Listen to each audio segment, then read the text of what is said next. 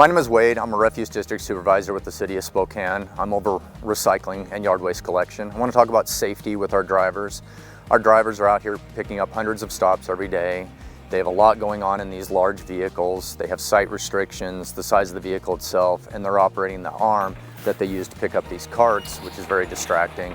However, they move quickly, they move safely, and we would appreciate if you took a moment when you're driving or walking around them and just give them space and a few moments to get what they need done and get out of the way.